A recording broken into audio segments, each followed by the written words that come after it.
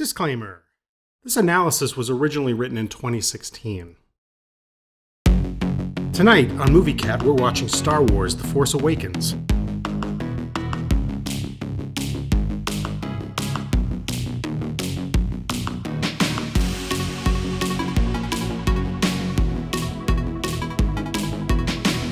The Force Awakens was released in December of 2015. It was written by Larry Kasdan, J.J. Abrams, and Michael Arndt. It was directed by J.J. Abrams. It starred Daisy Ridley, John Boyega, Oscar Isaac, and Adam Driver. The movie also had a whole galaxy of cameos, smaller roles, and callbacks, consisting mainly of the stars from the original Star Wars trilogy. I'm not sure if this is a joke or not, but on IMDb, The Force Awakens is listed as being 138 minutes. The fun never stops. For this new entry into the Star Wars franchise, I'm rating it a B for general audiences, and I'm giving it an A- for its target audience of Star Wars and sci-fi fans. We'll talk more about why in a little bit. The Force Awakens is the 7th installment in the Star Wars feature film saga, and came 10 years after the previous film, Revenge of the Sith. There are also several television shows and countless books and comics in the Star Wars universe, not to mention the innumerable fan-made stories and parodies. All of these different mediums have created a large pool of interconnected tales. Over time, there has been so much Star Wars storytelling going on that in April of 2014, Lucasfilm had to make a clear distinction as to what was going to be considered official canon and what they would call legend. But canon and legend alike share in the Star Wars galaxy, and all are part of the same family. The Force Awakens was the first Star Wars film to be made by Disney after they had acquired Lucasfilm in 2012. Obviously, they had a daunting task to create a new Star Wars feature film and live up to fan hopes, potentially igniting a new franchise for Disney. The stakes were incredibly high, and their efforts paid off as the film became one of the highest-grossing films of all time. The film utilizes an interesting combination of elements which stem mostly from the present-day context in which the film was made and the history of the Star Wars franchise. There seem to be many motivating factors for the choices that the filmmakers made, including building a compelling sequel to the original trilogy, reigniting fan fervor after the prequel trilogy, and working within established Star Wars story modes while expanding on interpretations of Joseph Campbell's myth-making theories, what he called the monomyth. There were a lot of targets to hit, but those targets were set up by the filmmakers themselves and suggest the level of their ambition. Conceivably, there were much safer routes they could have followed. The Force Awakens is a totally new Star Wars story and sequel trilogy actuator, but told by way of a pastiche of the original trilogy. However, its structure is peculiar. While adhering more or less to a classical 3-act structure, it also follows Campbell's classic myth form for a minor story arc within the film itself, and sets up the first part of a major myth arc for the trilogy, of which it is the first film. Interestingly, its intertextuality to the original trilogy is highlighted by plot point inversions that indicate items to be brought to our attention for their importance. The various story elements of The Force Awakens in relation to the original trilogy can be seen as falling into 3 groups: similarities, differences, and inverted similarities. Similarities and differences to the original trilogy are a fairly straightforward affair. There are many reflections, homages, and call-outs, as well as deviations, alterations, and brand new story aspects that entwine the film within the full Star Wars galaxy. The third group of inverted similarities are aspects that serve the same purpose to the narrative as some of the shared qualities, but are changed in such a way as to draw attention and raise questions about their meaning. The similarities between The Force Awakens and the original trilogy are often patently obvious. The Death Star returns in the form of Starkiller Base, the Galactic Empire returns as the First Order, and there is a Rebel Alliance facsimile in the Resistance. The main characters also return: Han and Chewbacca, Luke and Leia, and of course C-3PO and R2-D2. There are also many minor similarities that permeate the film. There seems to be 2 purposes for this. Firstly, there's the need to reintroduce new audiences to the Star Wars spirit. After all, it had been 10 years since the last feature film of the prequel trilogy, and 32 years since the original trilogy. Secondly, the filmmakers are clearly banking heavily on the benefits of nostalgia to affect and lock in older audience members. But the film's differences are just as stark. There's a new set of protagonists and antagonists, each with their own motivations and goals, namely Rey, Finn, Poe, and BB-8, versus Kylo, Hux, Phasma, and Snoke. There is also a collection of new locations, planets, and bases, as well as a myriad of new minor characters that the audience encounters. While the story again begins Campbell's monomyth cycle, It's not Luke's story, but Rey's, and it follows her own unique experiences. The Force Awakens begins the monomyth in the way that the original trilogy does, with the hero coming from humble origins. Both Luke and Rey are orphans and live somewhere in the galaxy's outer rim. Both are raised on desert planets, Luke on Tatooine and Rey on Jakku. Here we encounter the first of many inversions. The gender of the hero is flipped. The reason for this is unclear, but obviously important. At first thought, it seems to be merely a political choice by the filmmakers as a way of addressing issues of women in Hollywood. Or, more cynically, it could be a decision to open up the merchandising of the franchise to include more girls. But in the context of the story of The Force Awakens and how it relates to the sequel trilogy, Rey's gender becomes more complicated. Concepts like masculine and feminine energy and the Force come into play. In both the original and prequel trilogies, the Force is controlled by men. The Jedi and the Sith, while opposing each other, are both masculine, ascetic orders that study and use the Force. Of course, there were female Jedi and Sith that appear in the prequel trilogy, as well as the Clone Wars television series, but their stories are peripheral, and the concept of an alternate feminine approach to the Force is not fully addressed.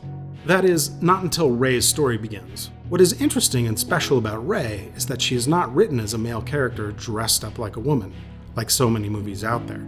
She begins her journey and her relationship with the Force from an unexplored angle in the Star Wars franchise.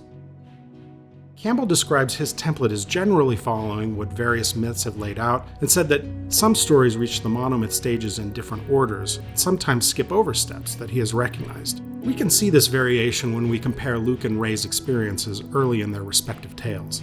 The characters are introduced with opposite longings, dreams, and hopes. Luke longs to get away from his life on Tatooine. He dreams of adventure. Rey, on the other hand, is determined to stay put on Jakku. She spends her days waiting for her family that has apparently abandoned her to return. She dreams of a secure family. This is another small inversion that the writers have employed in their design of the main character. It also sets up the question of who Rey's parents are and why they left her behind, a question that is mirrored in Luke's predicament. At the beginning of his story, we are also left with the same question.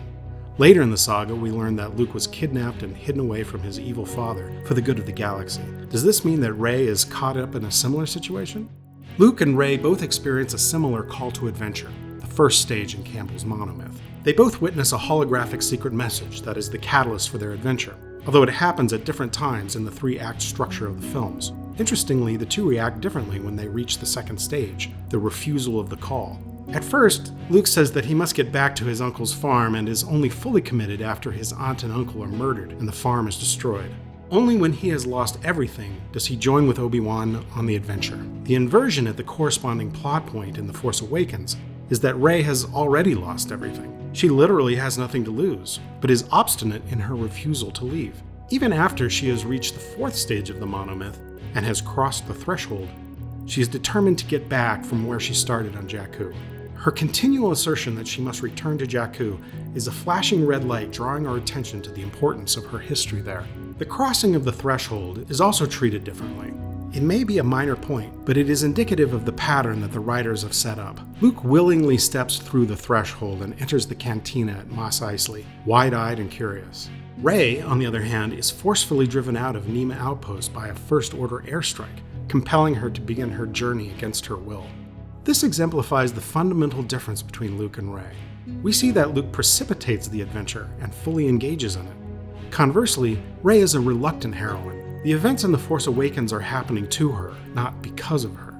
It is not until the very last sequence of the movie, in the epilogue, that Rey resigns herself to her destiny and actively participates in the adventures to come. This aspect of Rey's character shows that she is innocent of the war that is building around her. Her reluctance to enter the Star Wars effectively illustrates that her motives are virtuous. Campbell describes the third stage in his monomyth as receiving help from a supernatural aid. This is clearly shown when Obi-Wan gives Luke a lightsaber, a magical totem. Strangely, Luke does not use the lightsaber in the first film. It isn't until halfway through the second film in the original trilogy that he learns to wield it. A similar thing happens to Rey.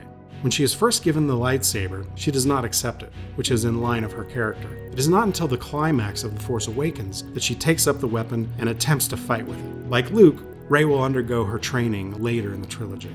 There is a direct reflection within the films for the next couple of stages.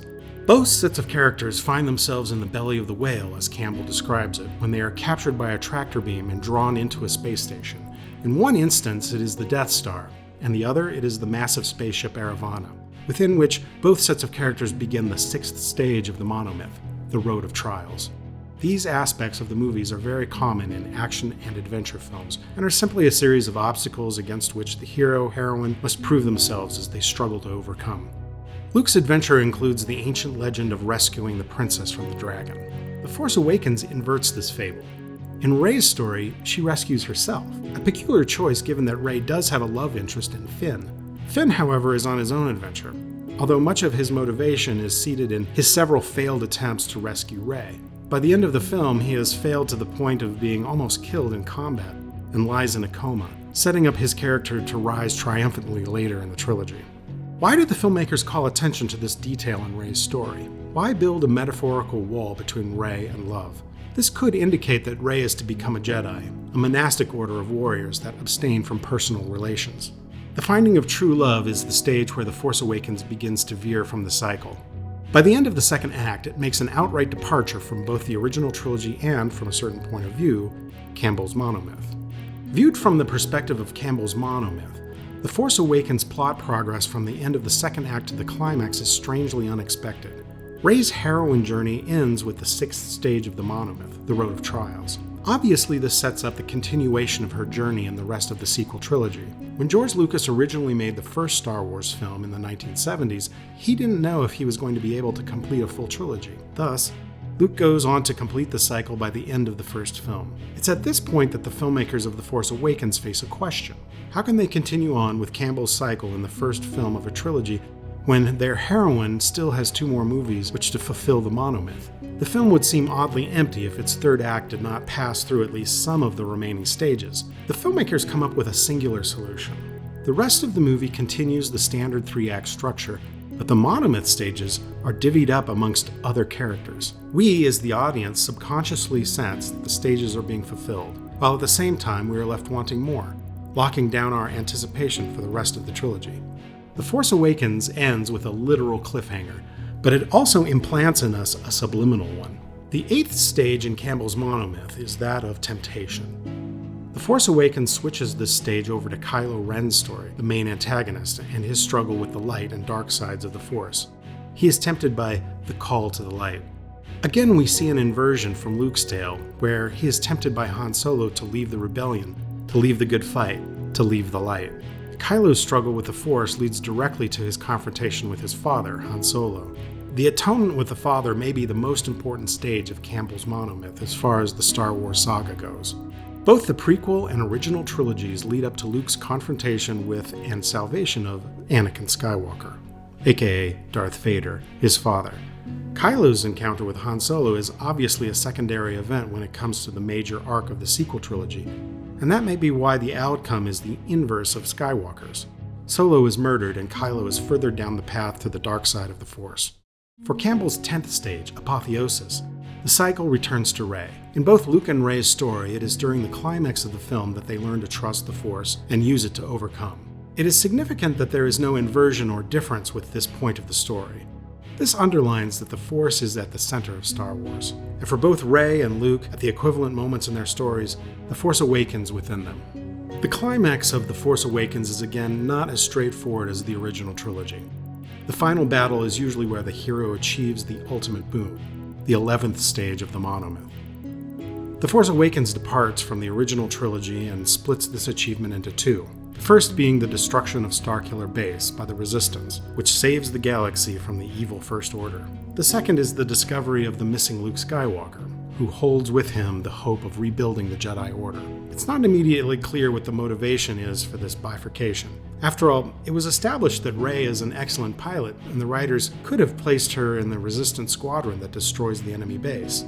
Instead, the writers emphasize her battle on the ground with Kylo Ren, and her struggle to accept the Force into her reality. Here we see the importance the Force plays in her story. Her fight with Kylo is a draw, which indicates that their duel will be postponed. These two aspects of the third act show that Rey is not yet worthy of the ultimate boon. She does not save the galaxy, and she does not find Luke. Poe destroys Starkiller Base, and a curious Deus Ex Machina reveals the location of Luke. Her journey is not yet complete.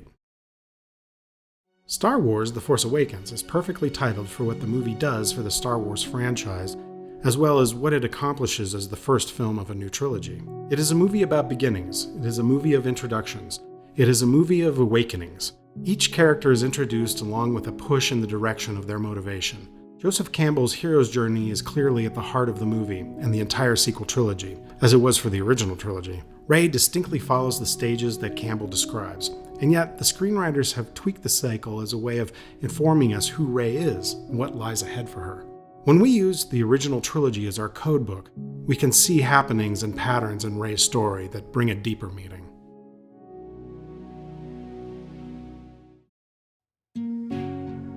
Okay, so why did I give this movie a B for general audiences and an A- for its target audience? Firstly, it should be said that finding someone on the planet that is not familiar with the Star Wars franchise is pretty difficult. It's a movie phenomenon that embedded itself in cultures around the world and has influenced the trajectory of our planet's history. That being the case, there are people out there that Star Wars was not really intended for, but still go to the movies. Weird, I know. As much as I love Star Wars and The Force Awakens, it does have its problems. But when considering the context in which the movie was made, that is, the filmmakers were rebooting the franchise, the reasons for its weaknesses appear more as compromises than mistakes.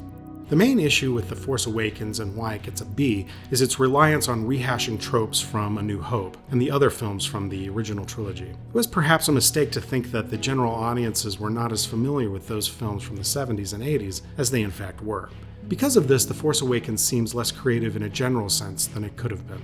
There are also some plot holes that stand out and call attention to themselves, such as the appearance of Luke's lightsaber, the fact that R2-D2 had a secret section of the map all along, and where did this map come from anyway? The exposition of the world is a little weak, like, where did the First Order come from? Who is this Snoke guy? What's going on with the Republic? But really, these are things that are background information and can be filled in subsequent movies. Not that crucial, but they do raise annoying questions. It would have been more satisfying to have more answers in the details.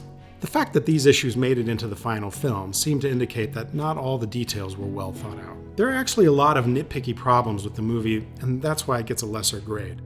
For its intended audience, sci-fi and Star Wars fans, these issues are forgivable, and the movie gets an A-. The filmmaking of The Force Awakens on a technical and creative level is simply the best. What is so interesting about the production of The Force Awakens is that they used a tremendous amount of good karmic and lucky charms in their craft, and frankly, these decisions paid off. Firstly, the production hired Larry Kasdan to helm the script. Kasdan is known for writing The Empire Strikes Back, which many regard as the best Star Wars movie. They of course brought back John Williams to score the film. The score is fantastic and combines the feel of the previous films with new themes and drama. Dan Mindell, the cinematographer, had special lenses made that would mimic the lenses that were used on Star Wars in the 1970s. Many of the old actors were brought on board to reprise their roles. Of course, the biggies were there: Harrison Ford, Carrie Fisher, Mark Hamill, Peter Mayhew, Anthony Daniels, but also small role actors were brought back, such as Sallow Gardner, who was in the original Cantina scene. The list goes on and on. There was certainly a huge amount of reverence paid to the original trilogy. Another strong part of the production was casting newcomers Daisy Ridley and John Boyega. Both of their performances are energetic and fun and bring a lot to the movie. Oscar Isaac and Adam Driver bring a lot of experience and ground the performances. Of course, there are many more talented actors filling the screen, such as Lupita Nyong'o, Andy Serkis, and Domhnall Gleeson. Of course, J.J. Abrams' dynamic directing with his trademark fast-paced action makes for a memorable thrill ride. In the end, The Force Awakens seems very much like an all-star sports match. The best from all the teams are brought in. It's clear that Disney spared no expense in rebooting their franchise the right way. Okay, back to present time. The Force Awakens was clearly meant to be the beginning of things for the new Disney Star Wars franchise. And it was. When J.J. Abrams and Larry Kasdan were writing the story, that was their goal, to touch off the powder. They embedded a large number of unanswered questions and story pointers for later filmmakers to build upon. This wasn't lazy screenwriting, it was obviously an intentional tactic to steer future projects at least a little bit. We can now see what happened. Some of the results were great, some not so great. I suppose that is to be expected. A lot of what I was thinking about when I originally wrote this essay back in 2016 about Joseph Campbell and his monomyth theories were not picked up and developed by the subsequent filmmakers. And that's okay. But it goes to show these interpretations are not necessarily correct or incorrect or have anything to do with what the various filmmakers were thinking when they created the Star Wars movies, or any other movies for that matter.